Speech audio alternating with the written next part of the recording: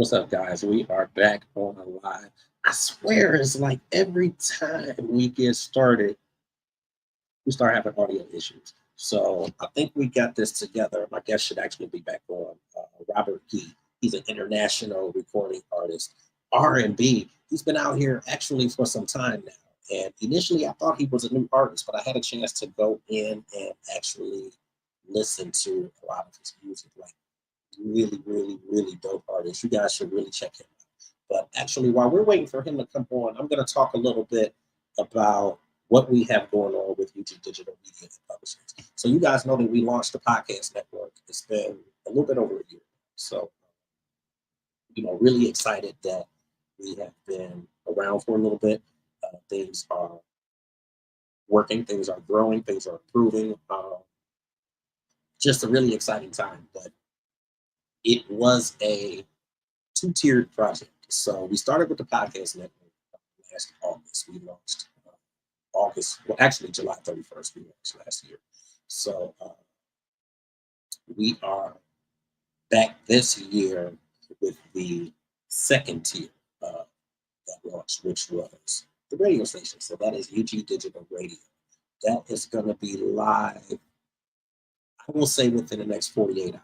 I've actually started uploading music and everything into the database, but I can't really put an exact time frame on how long it takes to, basically for everything to take effect. So I'm gonna say tentatively within the next 48 hours, it should be up and running. So my guest should be back on here actually in a couple of minutes. I had to create an entirely different link, so he should be popping on in a second. But yeah, so the radio station is going to be up and running and live. Should be within the next 48 hours. So I'm super, super, super geeked and excited about that. If only you guys knew what was going on. So my guest just popped back in. We're going to bring him back on and see if this works for us this time. Yeah, man. I was like, as soon as you went live, I'm like, I don't know, man. And it's crazy because it was working fine before before I actually hit the live button. Exactly. Yeah. Never fails though. Technology never fails. I just was saying when I came back on, I said, listen, every time I get started, it's like an audio issue or there's something going on. And I usually know how to figure it out. But then it's, when you said you got two feeds going, I'm like, oh shit. Like, I don't know what the hell's happening. And you know what I did?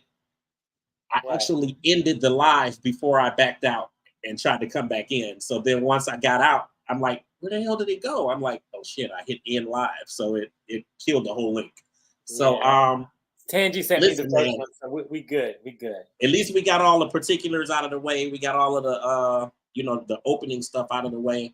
Yeah. Once again, now that we're live, I just gotta say again to you, man, thank you, because it's because of people like you that I'm able to when I say I'm living my dream and my passion, man, like I'm living my dream and my passion. And trust me, like I have sacrificed so much to be able to just kind of sit and do this stuff and do it on my own and in my own space and that sort of thing. So it can be up, it can be down. Like I drive Uber. Okay. And I mean, I was in the corporate workplace for 22 years. And I think after so much frustration, I just finally said, okay, listen, I'm listening to Steve Harvey and everybody else. And I'm like, I'm gonna just jump and, just see how it goes. And like I said, man, it's up, it's down. But when I say I love this, like this is probably the one thing that I would do for free. So I'm like, I appreciate you because like even in this atmosphere where we can do a stream or we can do live, like I can't tell you how long I have been kind of pushing with publicists and managers to be able to do like Zooms and that sort of thing. And then pandemic. And then it was like everybody wants to do Zoom now, which is cool because I've always wanted to do it this way. Like I've been, behind the whole digital thing and all that. So I appreciate you. Thank you so much. Yes, sir. Yes, sir. It's my pleasure to be here. Thank you. So before we do anything, I would love for you to kind of do, I guess, a self introduction. Let everybody know who you are. Cool. I'm Robert G, and I'm from Philadelphia, and I'm a native of Philadelphia, born and raised. Okay. Um, I'm the youngest of six, the G's, in Philadelphia. I've been singing, oh goodness, probably since the age of 5. Okay. That's my earliest recollection. From then till now, and Okay. then I started my professional training at 15. Okay. uh, Vocal scholarship got me into Settlement Music School as a kid, and then I just, after school, I just took off. I went right into the profession right after school. So, singing, dancing, acting, theater training, which is the foundation of everything. Training is the foundation of everything. It's actually the reason I can do what I do today, and do it at such a high level, is because from the beginning, if the foundation is right, most times you're going to land right, you Yeah. know. And so I'm grateful for all of my mentors and teachers and things that just poured into me as a youngster, as wild and rambunctious as I was. Yeah. And they said, yeah, yeah, yeah, but you're going to voice lessons. Yeah, yeah, yeah, but you're going to piano. Yeah, yeah, yeah, be in that dance class. you know. And so that's kind of how it started. And I believe my songwriting ability began when I used to journal before we even knew the word journal. I just Yeah. had Yeah. you know what I mean? I just had notebooks. It's funny you say that because a lot of like I'll think of it now, Yeah, and I guess I did journal as a kid, but back then I definitely didn't call it that. exactly, exactly. So Yeah. I just had like notebooks. I could always express myself. Like I would pick up a notebook and just start writing. And even now, I look back at stuff that I was writing down like at 12 and 13 Yeah. years old, and I was like, bro, like you was thinking, bro, like you know what I Yeah. mean? Like Yeah. your Yeah. mind, you was dead on it. And the ability to express myself has always been there. So that to me was the beginning of songwriting. Yeah.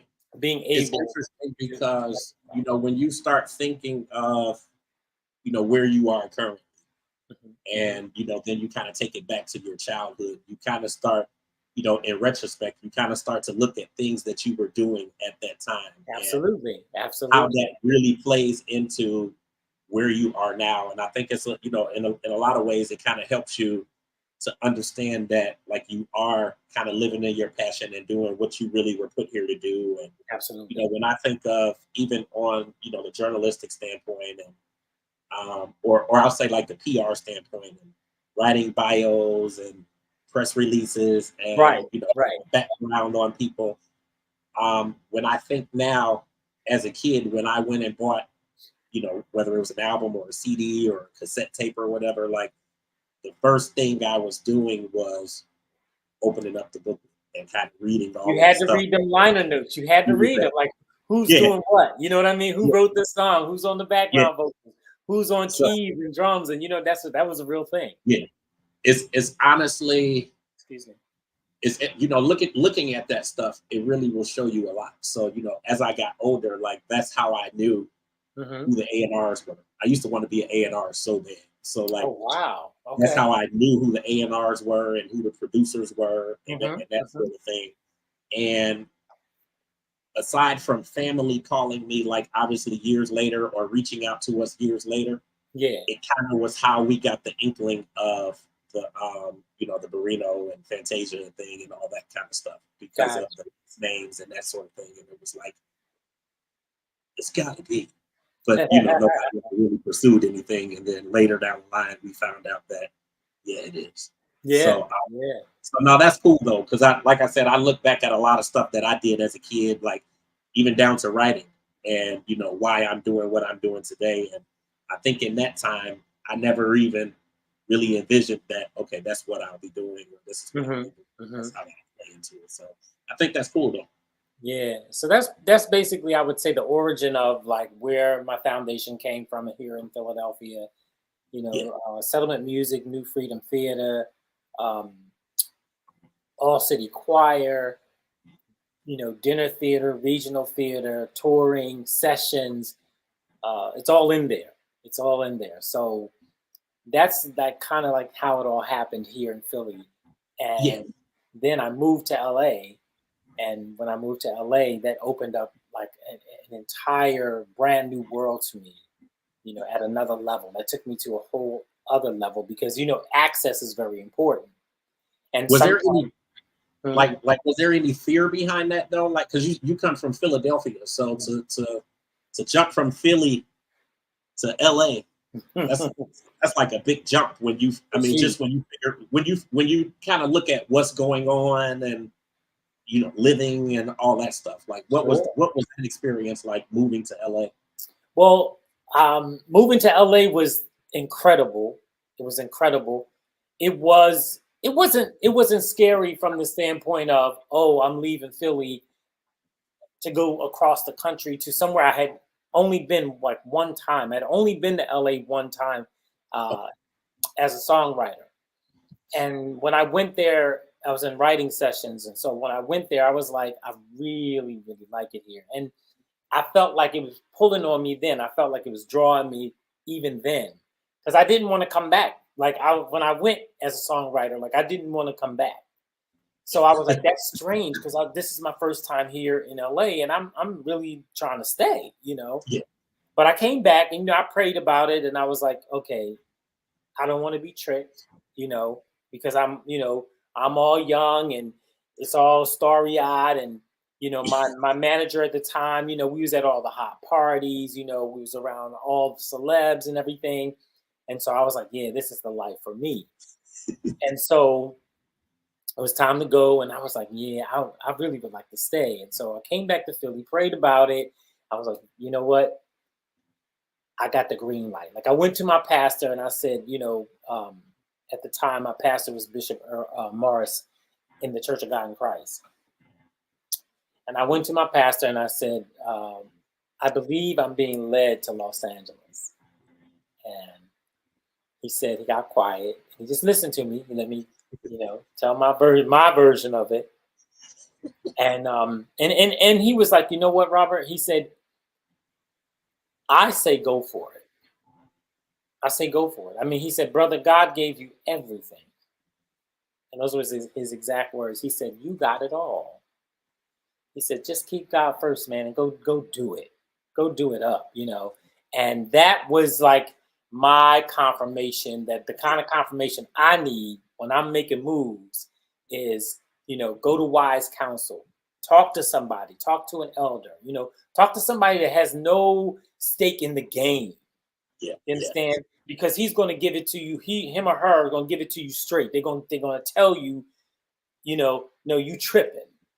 Sit yourself down somewhere. Or if they really are tuned in, they're going to confirm it. They're going to say, you're right. So I was like, yo, I'm ready to go, And so I left and I went to Los Angeles. And the scariest part for me, if there was any scary part to it, was that I was going to be alone and that my whole family's in Philly. So I was the first one to go away and not return. Like I went away to live, and my other brother, he went to Florida, but he was on the same. See, he was still on the East Coast. Oh. I went across the Atlantic. So I had an amazing time of growth, experience.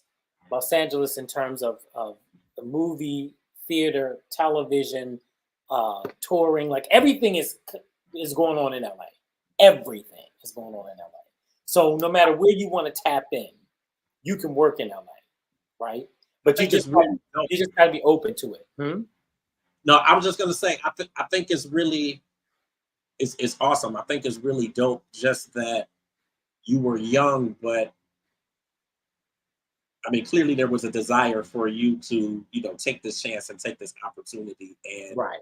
You didn't back down from it. To me, that just opens a light, or it shines a light just on, your upbringing and how you were raised. And I think like when I think back to, when I graduated high school and I was looking at going to college, I wanted so bad to go away. Like I wanted to go to actually Clark Atlanta. And for whatever reason, I mean, outside of, probably being scared to be away from home and being somewhere that I didn't know. And I mean, it probably was a myriad of, different reasons and whatnot, but I opted to just go to school like closer to home. Okay. So then I could, go back home on the weekends and all that kind of jazz. I think I probably said, "Oh well, they probably don't want me to go that far, and mommy probably wants me to be able to come home." But the reality was, I was scared to do it, and I kind of just buckled and said, "Okay, I'll stay home." But Yeah. it was like later in life that I actually did move like closer to the Atlanta area, and it was like the coolest thing. Like Yeah. I Yeah. find a lot of times, when you put, like you said, when you put God first, and you're doing it for the right reasons, and obviously, as long as you're responsible and you're doing the stuff you need to do, and like things work out. Things work out for the best, and they work out the way that they're supposed to.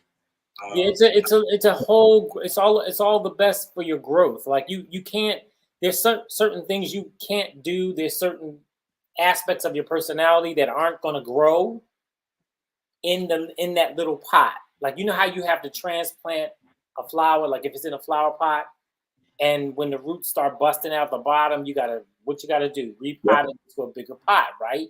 So that's the thing. It's like same thing in life. Like there were so many things I had done a lot in Philadelphia. By the time I left, and I was just, I was 26 years old. So I had done all that I felt that I wanted to do here. And then I started to get that tug for the West Coast. And I said, you know what? I'm going. What have I got to lose at this particular point? This is me growing up. This is not my life. This is experience. And the one thing I knew is that I was being led, Yeah. right? So that's a whole nother level of living. That's not, I'm not flying by the seat of my pants and wondering if it ain't none of that. It was never that. It was never that. It was always confirmed, you know, and I knew spiritually I was doing the right thing for me. That's why I'm alive today. Yeah. It's because my foundation is different than a lot of people who are just out here trying to come up. They trying to hit a lick and come up. And Yeah. there's a lot of traps and tricks and traps and stuff out there Yeah. as we are Yep. witnessing in real time today. The fallout of the tricks and the traps. All that stuff was out there, but I was divinely protected because I was in alignment with what was right for Robert. My bishop told me, he said, when I auditioned for the Apollo Theater, and they said, okay, you going up. They put me up and at that time I was like 22, and they were like, I went up an audition. They said, can you put, that was like on I think a Monday or something. They said, you want to perform on Wednesday night? We'll put you up on Wednesday night. I was like, okay, that quick. I thought I was going to get a few weeks to wait, and they said, nah, we'll put you up like the day after tomorrow. So they really did. They put me up, and I already had a repertoire of songs because I was performing. I had my own band, and played the nightclubs all up and down the East Coast. So all I had to do was pick a song, and so I picked the song, brought my sheet music, and the musical director, he took the chart. He said, "We got you," and I said, "Man, if this don't now, here's the thing." And this is before I went to Los Angeles. I said that if they boo me off this Apollo stage, then it's over. Like I'm not gonna spend another day doing this. I was like, if they boo me, it's a wrap. I'm out of here. And so I was just like, okay. I told the musical director, I said, now look here. I said, when you start that introduction, I said, they're going to announce me. You're going to start the introduction. I said, when I hit center stage, I'm going to start my verse right then. He said, I got you. And it worked like a charm. And they just went crazy. So from that point on, I was like, well, this is for me. And I can trust that I'm on my path, doing my thing, And I did. And so here we are today, 2 CDs and singles. And, the one thing that I didn't know, I had no idea that I would be an independent artist, right? I didn't know that the business was going to change. I didn't know that I was going to have to produce my own music, fund my own, executive produce my project. Yeah. I had no idea that it was going to be me, right? Yeah.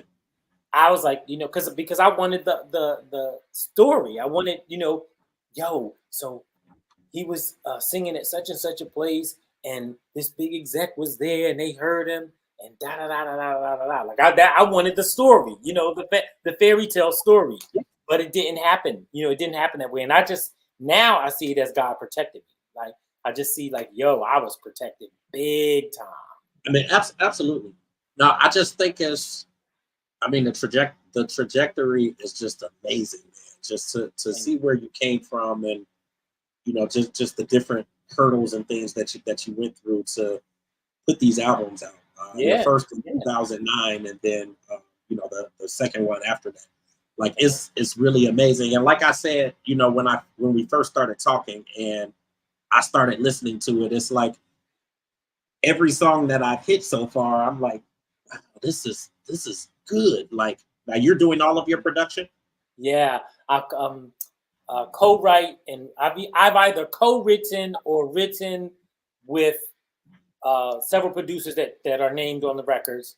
And then in terms of executive producing, like, you know, I'm the one paid for everything. That's why I own my masters Yeah, and yeah, all that kind of stuff.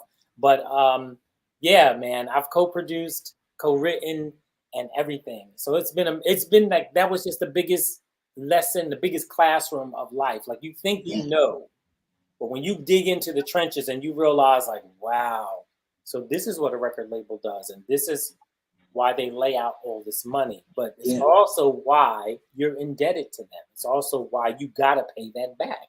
Ain't yeah, no, you know, we just gave you a half a meal ticket and you just gone what? yeah. I You was just gonna say, like, there's so much, like you really could have your own master class. Like there's so much that you can teach, you know, to the absolutely, average artist that's coming into this business, because absolutely. you've basically been the label. You've Oh, been oh, absolutely. When the once producer, I you've did been that the first creator. CD, once I did All My Love, I was like, I am the record label. And the label is called G Platinum Records. That's mine. That's me. Yeah, That's the name of the company. That was from day one. I said I did it. You know, from start to finish.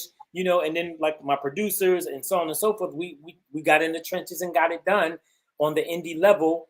And when the critics reviewed it, when they talked about the quality, they talked about the song quality, the sonic quality, which is ultimately like the most important thing.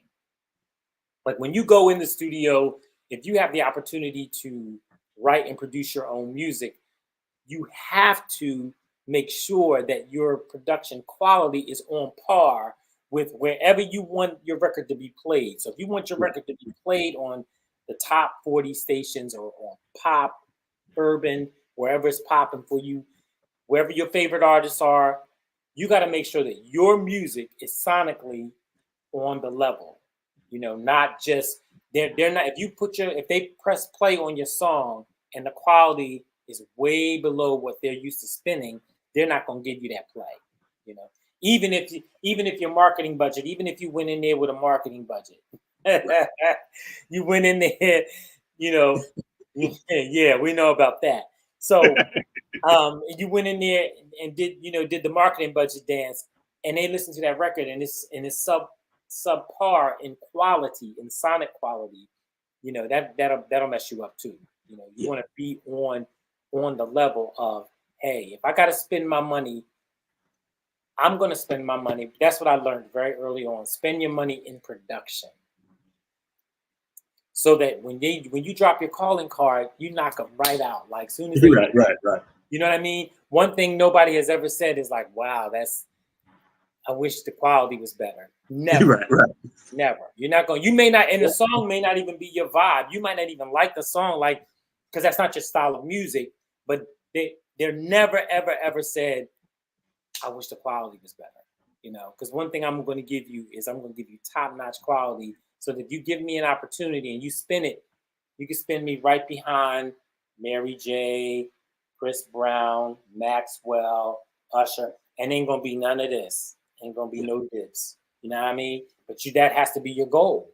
You know, if you're not setting out, if you don't have that in mind when you go in, You know, you can wind up anywhere in terms of Absolutely. sound, in terms of sound. You know what I mean? You want to definitely sonically be relevant.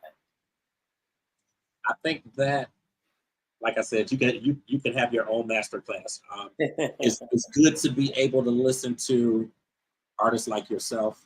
I've actually I watch a lot of obviously YouTube interviews and Yeah, different yeah. celebrity conversations and whatnot.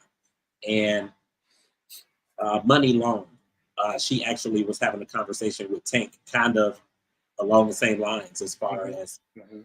where you put your money and how expensive it is to put a project together. And see, I heard pieces of her clip, talking about that, and I chimed in on some of the conversations on Instagram. I chimed in on the Yeah, ones that I caught of her saying, it took 250,000 to do this, and it took another 150 over here, and it took another. She's speaking from her level of artistry, right. not from the independent level of artistry. She's Yeah, speaking from absolutely. the label, but they never said that. They just rattling off numbers, and I said, all the young artists that are listening to this, please know that you can get your record out for way a fraction of the. She's talking label talk. If you Right, want to right, get right. if you want to get your music out and get quality music out, you can get it done. But it's Yeah, all about how, when, and how you get it done. Where are you spending your money? You know, you if you spending $10,000 on photos and $2,000 in the studio, it's going to show. absolutely. It's going to show. You Yeah, know, absolutely. put your money where your sonic quality is, and I guarantee you're going to get some play. You're going to get some, Absolutely. Absolutely. you know. Now, you released All My Love in 2009, and then your self-titled project came in 2016. Kind Yes. of talk to me a little bit about the differences in the two, like just in terms of your growth and what you were able to take from that first project and put into. All my love. Wow. All my love was happening during a very, very difficult time in my life. Like my mother was dying of lung cancer. Oh, So I was writing these songs, going in the studio, stop, start, because I was in LA, flying back to Philly. It was a very tumultuous time in the family because we realized like the inevitable was upon us. And here I am in the studio recording at that particular time. It just so happened that that's the way it went. And writing those songs was like, uh, it was like butter. It was like the easiest, like that. My first project, I had like a lot of things to say, um, and it was just an easy thing. And I had a lot of twists and turns in the project. In that, started with one producer, picked up with another one, da da da da, da. And all of it was worked like clockwork because one of my producers, um, Ishmael, he goes by Wow Jones now. okay. Phenomenal, phenomenal producer. He was phenomenal then. He was Christina Aguilera's MD on the road at the time. Okay. So he and I collabed. Another young brother, Jay Deal. All these guys are doing like amazing, amazing things behind the scenes. Like these are young cats that grew up in the business. They know their degree, know music. They're composers. They write. They're amazing. And I met them in LA and they loved, what they heard, and they was like, yo, I'm on. Just I don't care. I just want to be a part of it. And so writing those songs was like, those are my first babies. Those are from my heart. Like, Yeah. yo, It flows it flows extremely well. yeah, thank you. Um, Thank you. and it honestly speaks to. I mean, there's so many artists who, when they're going through things or they're like really living life and there's stuff Hmm. going on, like Yeah. they kind of give you like their best music. Yeah. Um, And that's even what when you happened. That is exactly what that get was. Like the from the title track, um, from the title track to the last track on that record, all of that stuff was going on at the time. yeah, And I was in that notebook looking at these words I had written and say, yo, yeah, it's time for me to say this. It's time for me to say that. And So then that was just an easy that was an easy birth, if I could put it that way, right? Yeah.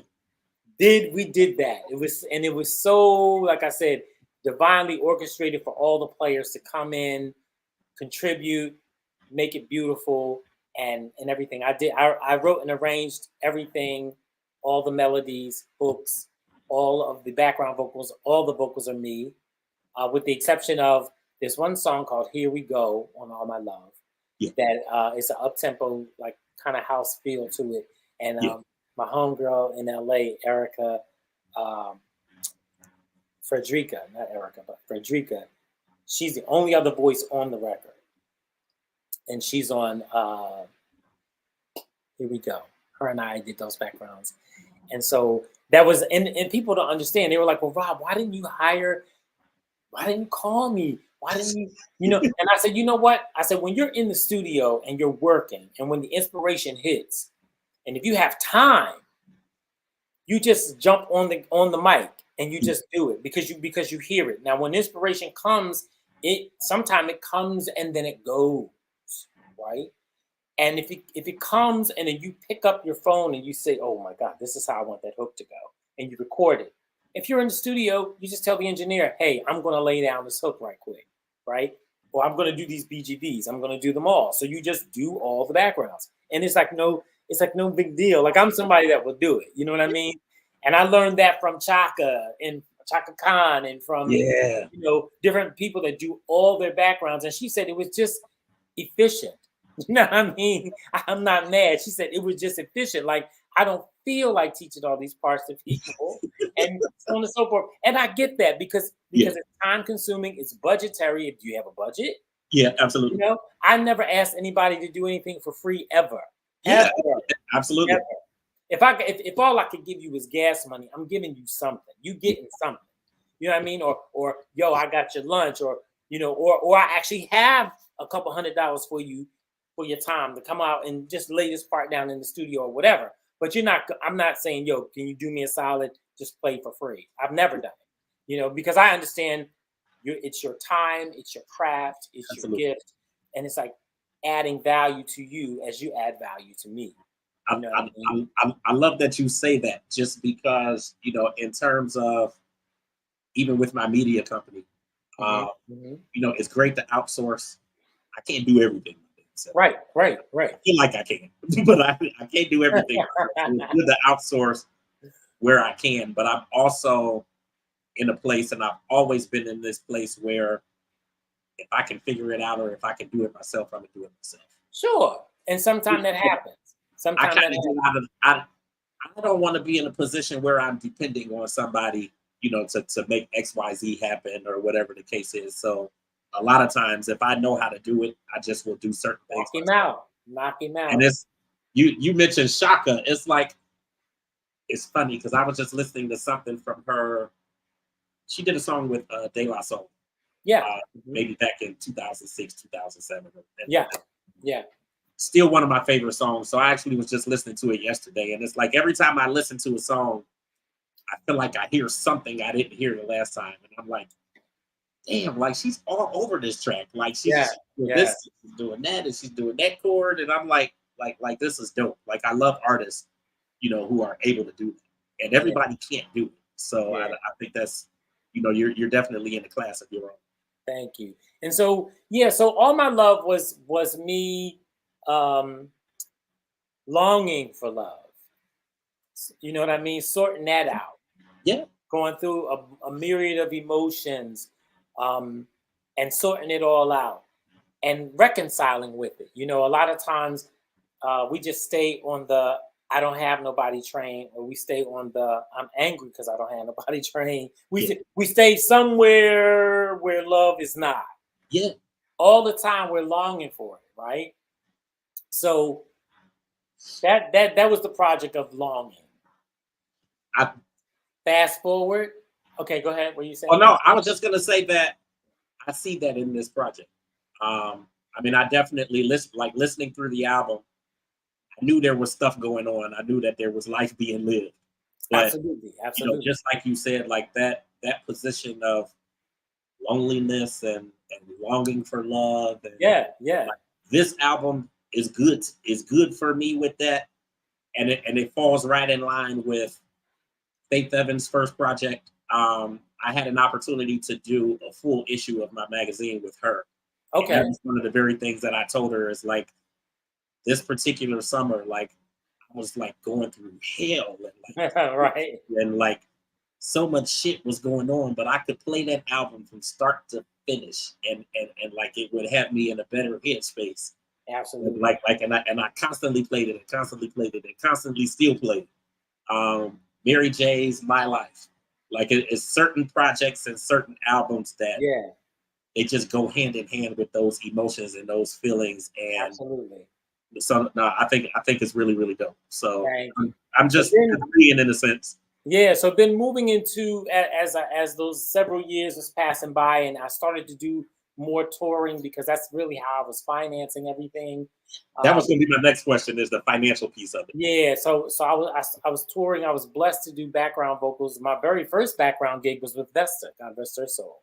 That was my first background gig in LA. Yeah. And then I did backgrounds with Kashif, God rest his soul. So many people have transitioned. Tina Marie. Oh goodness, who else did I tour with over there? Oh, so as a matter of fact, I literally just got back yesterday from Indianapolis, Indiana, because I toured with Loose Ends featuring Jane Eugene for the last several years. You know, that was like the end of the background sessions. Was okay. Now I've been with them for several years, and we just had a blast, man. It was so awesome. But she called me. She said, "Rob, I just need you for this date. Could you do that for me?" I was like, "Of course, of course." So I literally just got off the plane with them, and we had like an amazing time in Indianapolis, Like Indiana. that has to be I literally just told somebody like 2 days ago, like one of my bucket list interviews is loose ends. And Ah, I literally just told somebody that like 2 days ago. wow. Um, and again, like I think as a kid who was just into music, like it Yeah, didn't yeah, matter what it was. So I mean, it could be the hip hop or rap, or it could be soul or Sam and Dave, or like I listened to a lot of different music. So like yeah, Loose yeah, Ends was something that like it constantly played, like Loose yeah. Ends, Soul to Soul. Like I want Karen Will, like I want Soul to Soul and Loose Ends so bad for one of my platforms. So like Yeah, so one of the things that's awesome about, having worked with Jane for so long here in the US, because we were literally neighbors in LA, which was so funny. Her and I. wow, And I now live in London, so okay, that's where I live now. And just going there and understand, when I got back, I came back to renew my visa, and I said, I understand you so much better now, having gone to London, experienced the culture on a day-to-day basis, the music vibes, the whole thing. I said, I understand you better now, So I appreciated that. So yeah, so that was so between the time of the two projects, there was touring and there was play. I've done a ton of musicals in Los Angeles, the musical theater environment, lots of that good stuff. And so all of this was happening in that space because it's always about getting capital, raising capital for the next thing. And then when I was ready to go in, I began that journey. But I'm writing all the time, you know what I mean? Because life definitely presents you with material, yeah, So then Robert G, the EP, then the EP came when I started working on that in 2015, and then I realized as I was even reading my song, as my songwriting, as I was even reading what I had written, I realized that I had matured in some ways, and how I felt about love and how I felt about relationships. Um, if there was there regret, you know, um, was there happiness, was there joy? When I wrote the song "All I Ever Wanted," I was recalling. I love that song too. Thank you. I was recalling how somebody I was like heavy into. We just our lives was just we was on two different clocks, so it wasn't the right time, right? So constant clashing, and I'm on the road arguing, you're on the road, and da da da da da, and so my point in that song was simply, no matter what it looks like, at the end of the day, all I ever wanted was to love you. That's all I ever wanted. I didn't want to argue. I didn't want to fight. All the things that was in there that we wound up being negatively on the showing that we just weren't mature enough and ready, you know. All I ever wanted to do was love you, that song was picked up really heavy in Chicago as a stepper song. They love that song. Yeah, They I love can see that song. And so I did my first foray into some house music on that particular CD. You know what? I'm gonna grab my plug for my laptop because Okay. I just noticed the red bar. No, I got you. Hold on for 1 sec. Let's hold on just a bit. All right.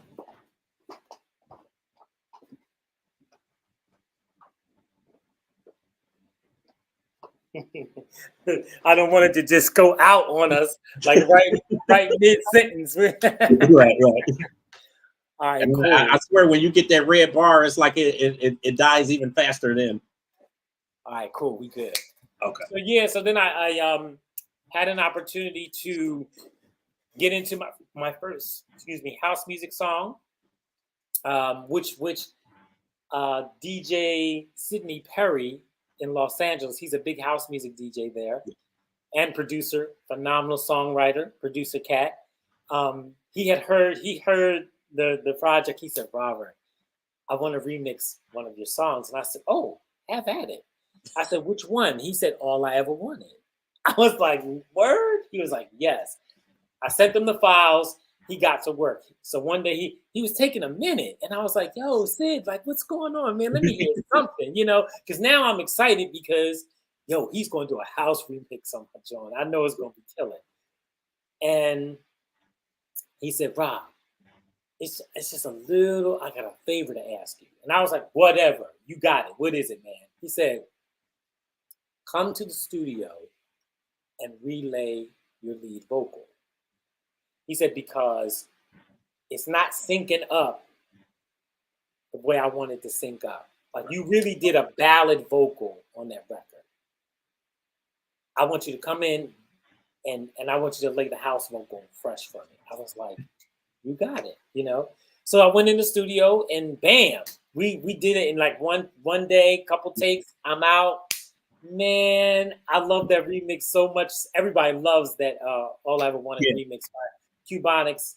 That's Sidney Perry. And guess who his sisters are? You ever heard of the singers Perry, the Perry sisters? They sang background for Anita Baker. They toured with her for quite some time, but they're amazing. That's another crazy musical singing, crazy family. Like Lori Perry, she has the song at the end of Set It Off when Latifah gets shot up. Oh, and I love that song, and it's funny because yeah. And a few people have actually remade that, but yeah. So that's another musical, like, amazing family. And so I noticed with the difference in the project that for me was maturity, like, and the celebration. I had moved from the longing stages into the celebration stages because then I was like, now I'm good. I'm back out dating. Yeah. Life is good. I'm out here, stepping out tonight. That's one of those tracks that's like, yeah, what we worked hard all day. This is like letting your partner, your loved one know, I ain't overlooking all that you do. Matter of fact, let's just get dressed up and go out. Right. You feel me? Like, let's go out and do the town up tonight. And then A Love of My Own. There were two songs that I recorded on Robert G, the EP, that the day of the recording, like, I sat in the parking lot when I was done All I Ever Wanted, and I just bawled. I was sitting in the parking lot, and I just thought about that session. Like, I was wrecked, bro. Because the honesty of really loving somebody, but it just didn't work out. Right. just didn't work out, you And know. I think we all have been. Well, I've been in that space. So Yeah. And then the song "A Love of My Own," which I later featured a saxophonist from the DC area called named Art Sherrod Jr. okay. On that. But "A Love of My Own," that at the time was exactly where it was. It was like, you know what? I'm surrounded by so many people. Like my house was meeting central. I was blessed to have a beautiful home in Los Angeles. Yeah. And my house was the cookout house, the Thanksgiving house, get down house. Like we just, I love, I love fellowship. I love, Yeah. it's like it's good for the soul. I love good food, good family, good friends. Like, and so that my house was like that meeting spot where everybody's like, "Yo, we going over Rob. Rob's cooking." Da, da, da, da, da, right. So we're over there, and I was like, you know what? Like, I'm looking around and I'm seeing that I'm surrounded by so many people of all persuasions and professions, Yeah. and a couple people got married that met at my house. You know what I mean? Like this is happening all around me, and I was like, but I want mine. Where's mine? Right. And that was the motivation for "A Love of My Own." It was like, but where's mine? My thing. Where's my somebody, right? Yeah, absolutely. So, yeah. So by then, I felt that the songwriting was maturing, the delivery of the songs was maturing in terms of just me, my gift, and how it has grown. All of that was happening over those several years, and then people would be like, "Well, why did you wait several years?" I said, "Because you didn't cut the check." But you know what? I'm actually glad that you say that, because that kind of was one of the things on my mind too. And I think about that honestly with a lot of different artists. Like at one point, I used to be thinking like, okay, it's been a couple of years, we need to do an album, we need to do a project, and that sort of thing. But I think when you make timeless music, like you can really promote those projects for 3, 4, Bro, 6 years, and then there's time to how listen often? How and often does Sade come out with a record? How often does Sade come out with a record? once a decade. What? You're absolutely right. Yeah, And because I mean, when you think of like the Jill Scotts, like I like when she takes time and takes years and puts something else out, because then I feel like I get something fresh, and she's kind of lived a little bit. There's another artist, and she's been out. A lot of people are looking at her now like she's brand new, and she's literally been out for 20, 25, 30 years. Latoya Williams. So she's on October London's. okay. She's on one of the latest tracks from October London. Okay. And she's an artist from Snoop Dogg. So she's been, kind of sprinkled on okay. Didn't she go by but she went by something else? Because she used to, is she from Northern? Latoya Williams. Is she She from was Northern? on Anthony Hamilton's My First Love on his first album. But is she from Northern California? Yeah. I know who it is. Yeah. Yeah. And she's another one who, she has an album out now that is seemingly doing well, but she's been promoting this album for probably 5, 6, like it's been out for some time.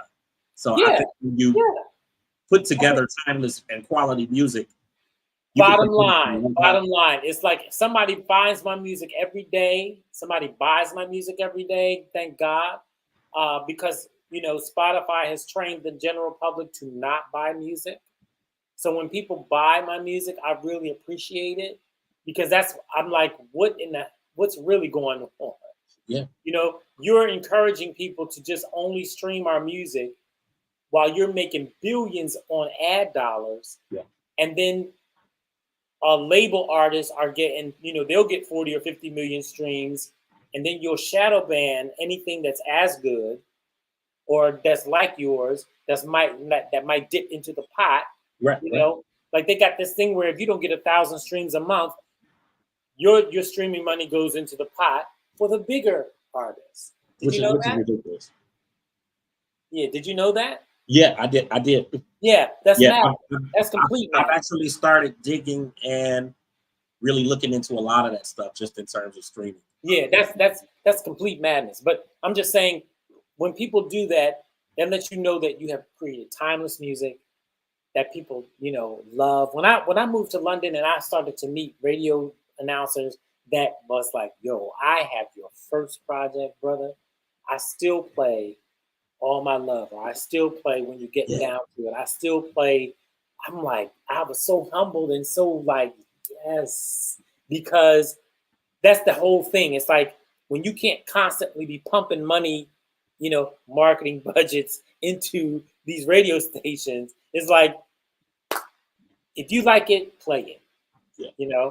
It's a little easier there because they really do play your stuff if they like it. And if they know that you're independent, they don't hit you. You know what I mean? Have some mercy. We're not. I'm not a major record label. I'm an independent label. I'm an indie. I'm the promo guy one day, the content creator another day. Yeah.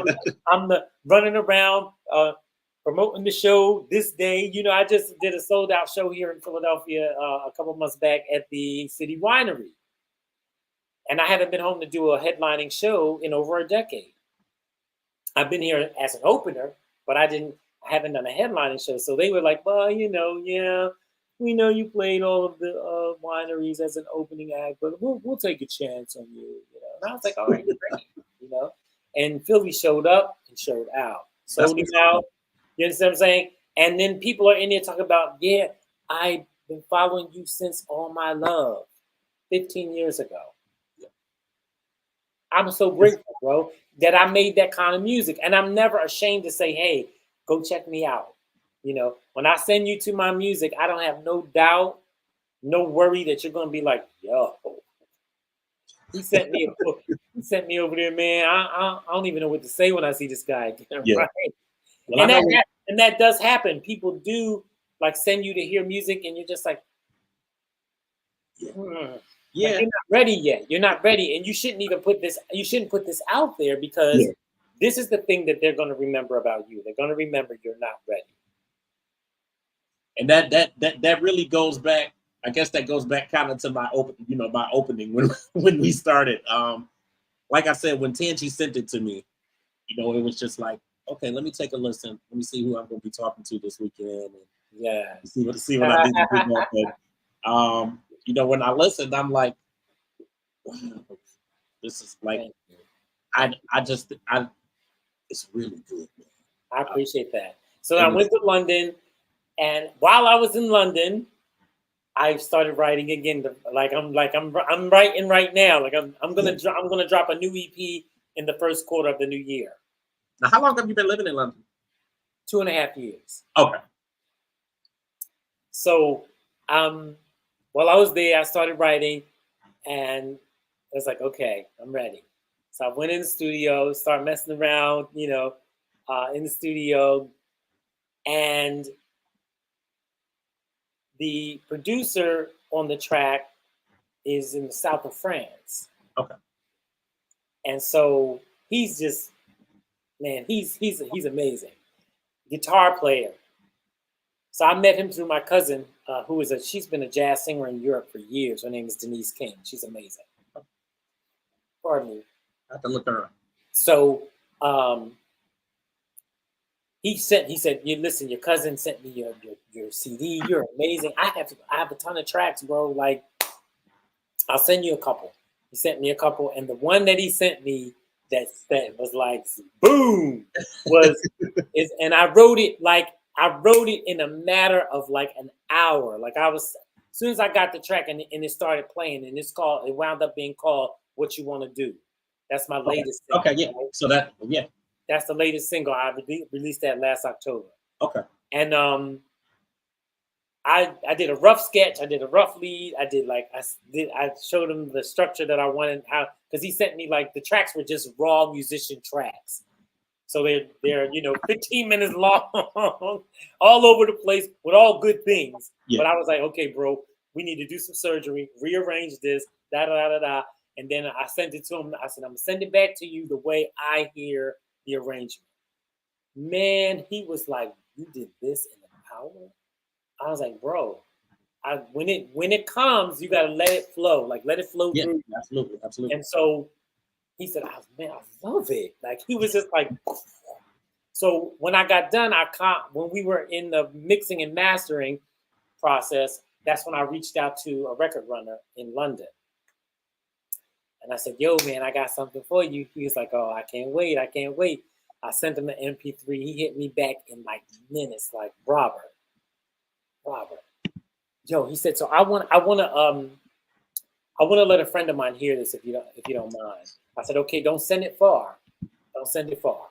I said, because it's being mixed and mastered and I don't want it to accidentally get out there. You know what I mean? So he sent it over to his buddy at Expansion Records in London. And man, he hit me back. He put me on a conference call.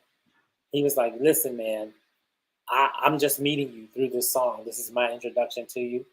But brother, you got a heavy hitter right here. You got one. It's the first song that I listened to. Okay. And as it's playing, and then I went back and I replayed it again, and then I said, okay, let me get on Apple Music and actually pull them up. And, start listening to the albums. So he was like, yo, you got one. And I'd be honored to have it, to release it on my label on Expansion Records. And so I was like, that's a win, And so we did, contracted it out and did a thing. But I mean, that was just an awesome, and that's my first London recording. Like that's me recording in London, living in London, feeling the vibe. That was gonna kind of be, I guess, a part of my next question is, what is the experience like right now with you being in London and recording, as opposed to your last two projects? You were obviously here in the States. You know what? We are so culturally different in regard to how we even approach it and how we even like just from living in Philly and living in LA, I'm a go-getter. Yeah. You know what I mean? Like let's go, right? I'm just like, I don't need to talk about something for 3 weeks. But we gonna do it? Let's do it. You know what I mean? Let's get at it. So that's the difference. They're a little laid back. I scared a lot of people. I scared a lot of people because especially, and then like, I don't know if you can tell that I'm passionate about my thing. I'm passionate about my thing. That's where you need to be, and I feel like you can't be anything less than that when you're the entire company and you're running it all. And brother, do you know one thing? Until I tell young people this all the time. If you're not passionate, you will not last. Absolutely. You won't last. I did not have any idea I would have to endure the years. And that is the gift of passion. Absolutely. You can't be that anything. That is the gift of passion. Less. If you aren't passionate, once something don't go your way, somebody speak to you sideways, they don't play your record, the marketing guy disappeared with your money, the radio station, they're like, who you give your money to? You know what I'm saying? We don't know him. you gave what? Right. Sorry, Yeah. And so that's wild. It's wild out here, Yeah. So you have to endure that. I've endured these things, where it's like you have to be passionate, but you also got to be solid. You understand? Like you can be passionate, you can be zealous, and then you can be taken advantage of because of your zeal. Absolutely. You understand? But if you're not, people will take advantage of that. Absolutely. They see your eyes big as saucers. They're like, oh, we got one. Let's promise him the world. Let's promise him the world. Because look at him. He's hungry. He's all excited. And that's how I got several years ago. You know what I mean? And so, and until what you want to do, and I was talking to another record runner, and he was like, you kind of gun shy. I thought you would have pulled the trigger by now. Meaning, let that paper go. I was like, bro, I didn't even realize I was still gun shy behind this situation, but I am. You know what I mean? I had not 100% let go of the fact that I had been got on Robert G. the EP. Something happened, and I lost a lot of money. And I was like, and see, one thing about being independent is like I can't do this twice. Right. When I set the budget up, it is deliberate. It is precise to the penny. Yeah. Absolutely. It is precise. There's no room for. And so I need you to do the thing that you promised me you was going to do. Do the thing that I'm paying you for. Right. If I put 25 G's in your hand to do a thing, and you don't do that thing, chances are it's not getting done this go round. And that's heartbreaking. Yeah. Because I'm out here touring, doing plays, doing sessions, doing everything to get this capital together so that I could do a quality project, so that I could get it to radio. My first project, I didn't even understand you need a marketing budget, which is a separate budget. It is not the recording budget. It is a whole nother piece of it. You gotta, and then as the internet came about, now we got to pay for everything. You want somebody to see your stuff? Oh, why don't you just use our pro version? Or why don't you just, it's what it is. Yeah. And so if you got to pay to play everywhere now, everywhere. So if I give you this money and you don't do the thing, like you're hurting the independent. Like a true independent artist and got 25 grand just laying around. That you ran off with that. That's all right. I got 25 more. Right. And if I do, it's not for that. Absolutely. It's not to repeat what I paid you to do. Yeah. You feel me? So it's a whole thing, man. It's a whole thing. But I'm grateful that my experience in London has been rich. My second year there, what I learned how to do was calm down. Because I was so excited, like I'm here, I'm recording, I'm meeting all the cats, I'm meeting all the radio cats, they're loving me. But I was like, people was like, yo, he's intense. Yeah. That's the way they described it, like he's intense, because when I'm in this zone of this music zone, you know what I mean? And I'm there's no games to be played in that zone. Fun. Absolutely. Now we can have all the fun in the world, but it's about what are we doing? What are we producing here? You understand what I'm saying? Right, you get in these writing rooms and you got to have clear-cut conversations. I'm a songwriter. I'm a lyricist. I write hooks like that. It's just my gift. It's what I got. So I have to be very, very careful in these rooms because they're full of thieves. They're full of all kinds of things that's going on, Absolutely. And it's like, no, you got to pay attention to who is in this room and who's claiming that they did whatever happened in this room. You feel Absolutely. Me? So, yeah, I could be a little intense. It's no shade. I could definitely be, a little intense, especially when it comes down to the paperwork, which a lot of artists, Yeah. They ain't on their paperwork. I'm like, no, because listen, when I do get the platinum seller, my name is going to be in there somewhere. I'm not saying it has to be all me, but if you think you're getting ready to put my voice on that track and this look on that cover, right, and then you sit home and you get the mailbox money, right. Only you, the only one getting mailbox money? No. That's where, but just like you said, that's where so many artists go wrong. So absolutely. You got to be passionate. Absolutely. So I love London, man. I'm looking forward to going back. I'm getting ready to start recording 2 of the songs here. One of my cousins, who is a bad mamma jamma. His name is Pete Rudd. Shout out to you, Big PDP.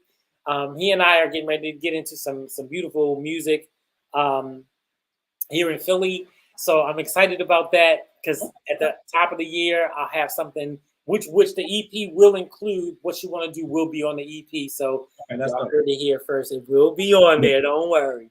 Listen, man, I love EPs. I feel like most times I feel like you get the best out of artists when they put together EPs because you're getting like the best of the best of the best. Well, you know what? The thing is, we are in a marketplace that's different now, right? Yeah. And I love now. I personally prefer a full CD, right? I prefer that.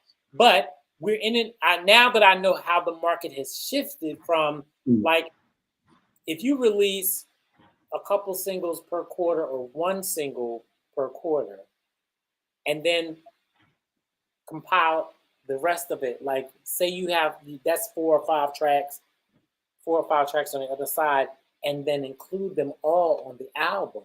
People like that. Instead of giving them a full album right up front. See how conditioning it is? See how the way they condition the people to think that's how you're getting this, you're either getting an album up front or on the back end. You're still getting an album. Absolutely, so for us as artists, we just have to calm down and cooperate. Calm down.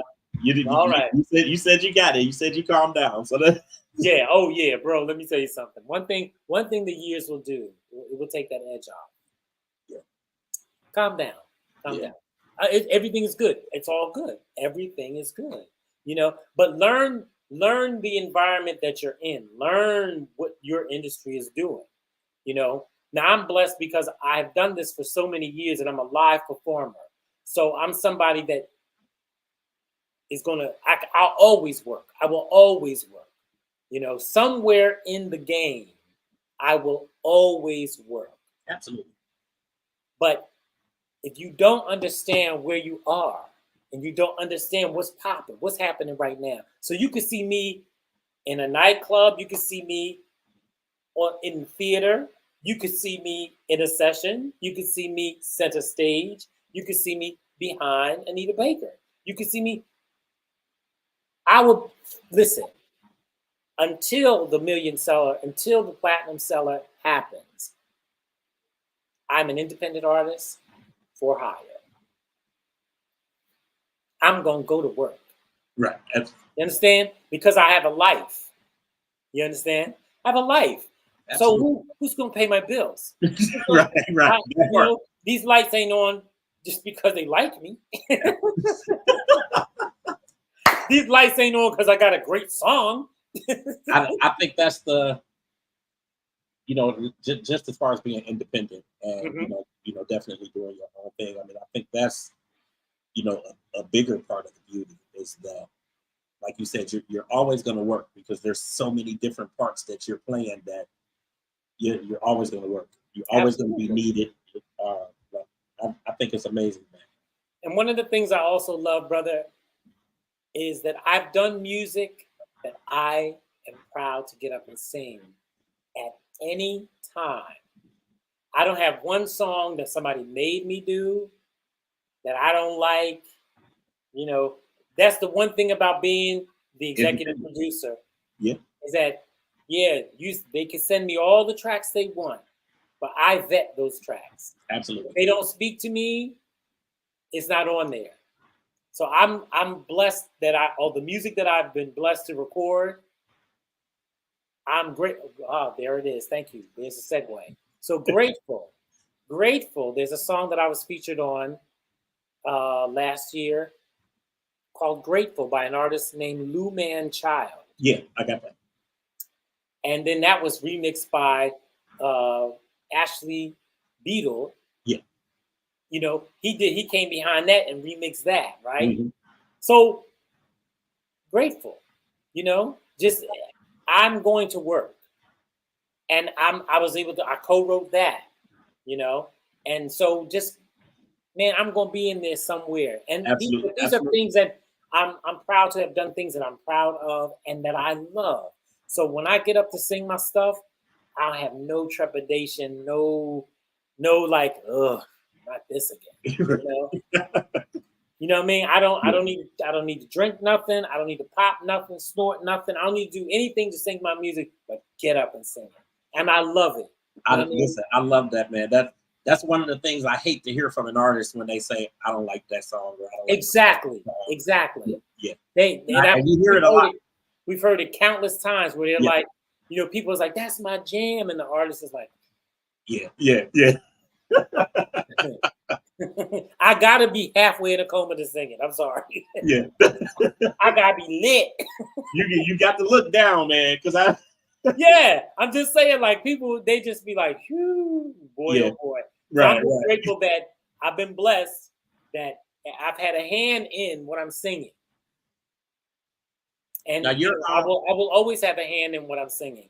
Put some skin absolutely, in. You absolutely. know what I mean? Like even when I'm talking to producers, some of them are just they'll really try to write you out the room, Yeah, yeah. and I'm like, you know what? I'm good. I'm cool. I don't need to be on that.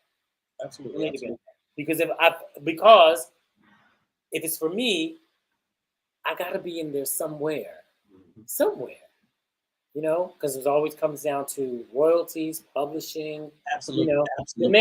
the mailbox money, Yeah, yeah, yeah. you know, the real deal, That's what it's all about, man. the real deal. So you're working on new tracks for your next Yes, project. yes, Now yeah, you're obviously acting as well. yeah. Any other you have anything coming up just in terms of that?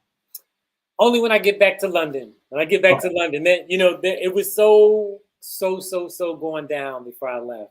But my visa was expiring, and I Okay. had to come back to the States. And so then I hit the summer vacation time, everything moving slow, blah blah blah. Then you know I'm home because the good thing is that I'm home. Philly's home, so my family is getting. You know, they're like, oh my God, Bobby's home for the summer, you know, which was great because I'm getting some my favorite barbecue, hanging with my peeps, and so Yeah. it's been lovely just to you get the break that you didn't know you needed. Right, right.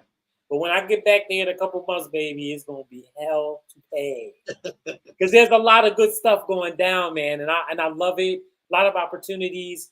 The casting people there, they're just like they love me, you know, because they're over there trying to teach men how to speak with an American accent, and then in walks the American. Right, right.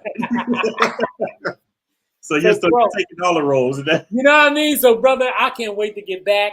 And then I'll keep you posted. Shout out. Let me give Tangi a shout out from Emerge One. Thank you, Tangi, for this opportunity. I appreciate you. Thank you for tapping in, sis. Thank you so much.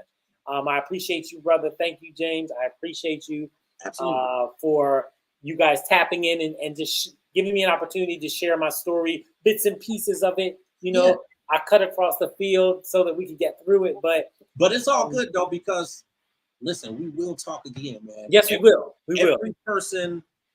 Every person who I connect with through any of my platforms, I tell them when I talk to them, like, listen, you are family now. That's So, right. That's right. I the appreciate it. whole idea behind my company, because I've been in media for so long, is I want to cut the red tape.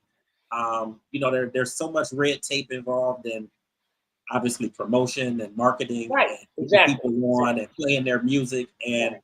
Exactly. like this is all love and passion and purpose for me, man. So like I appreciate that. I'm here for this. Like and I want to make it clear. My radio station launches in the next 48 hours. Like your music will be playing. Like, Wow, that's gonna awesome, be, brother. That's it's awesome. gonna be playing, man. So like I started last night with uploading from the cloud of a lot of music into the database and everything. So Okay. it will be playing, man. Thank you, I just brother. I want to, appreciate I the want love. that to be clear. I appreciate you for the opportunity. We definitely will talk again. I have a number of platforms on Okay. the podcast network, and then I'm bringing people in to do shows on the radio station. And I had to take all of this into my own hands, man, and just kind of do my own thing. So, Yeah. like, Congratulations, because you did it. people like you are Congratulations. like immensely important, like to this process. Like, I Yeah. gotta have Yeah. these relationships. Absolutely. And again, I love music, so I appreciate you, man. I'm Blessings to still you, going brother. through these 2 albums. I'm gonna start listening to everything that you featured on, Thank you. and Tangi keeps me posted. So she's Yeah. been talking to me about you for about 2 weeks. So Okay. I said, listen, Yeah. I'm grateful, man. She's excited about my music, and yeah. we But that's the get thing with her that I tell a lot of her clients is that like she's literally tapped into you. Like she loves, like she's not gonna work with you if she does not believe in right, what you're doing. right. And I like I've known her appreciate long enough to know that she's not working with anybody that she can't, that she's not feeling, and that she doesn't take to. So you have somebody that truly loves what you're doing. I love that. I appreciate that. Well, brother, listen, you be well. You as well. Thank you very much for the opportunity. I will definitely share the link. Thank you. I'll share the link out once it's we're done. We wrap it up. Yes, sir. But thank you, and I'm looking forward to building with you as well, brother. Absolutely, man. Thank you so much. Looking forward to it. So be well, and we'll speak soon again. Yes, sir. All right, blessings. Yes, sir. Man, dope interview. Listen, I appreciate you guys. Of course, we had the technical difficulties in the very beginning. I'm just glad that we were able to get this off. I just want to remind you guys, the radio station is launching in the next 48 hours. So I am in the process of uploading music and drops and that sort of thing into the database. We will go live. We'll have some events planned for this coming week. And then, of course, the Entertainment Plug, the radio broadcast, will actually be back next Saturday now, since the station is launching. So we are pulling that over. We'll be back next Saturday, 11 a.m. to 1 p.m. Eastern Standard Time. And podcast will still do on the weekend, more than likely next Sunday. But I appreciate you guys. Thank you so much for tuning in. And check back with us. Station again, once again, will be up in the next 48 hours. Everybody enjoy the rest of your Sunday.